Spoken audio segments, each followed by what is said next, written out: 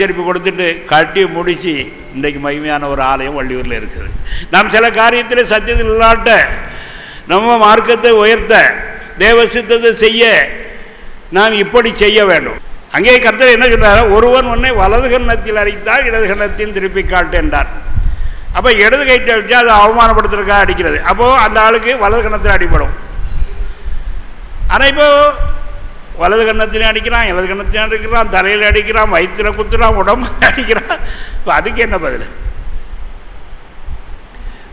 அந்தந்த சமயம் நாம் எப்படி நடந்து கொள்ள வேண்டும்? நான் பாவரிக்கு செய்து சுத்திகரிப்பட்டு பரிசுத்தாவினால் நிரம்பி இருக்க வேண்டும். அந்த சமயத்தில் பரிசுத்தாவியானால் சரியாக நடத்துவார். அதுக்கு ஒரு வேத வசனத்தை காண்பிப்பார்.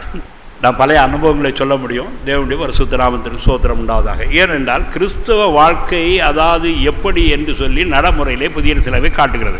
மற்றவர்கள் தேறி பேசுகிறார்கள், அதாவது அவர்கள் கை கொள்ளுகிறது இல்லை, கை கொள்ள முடியாது.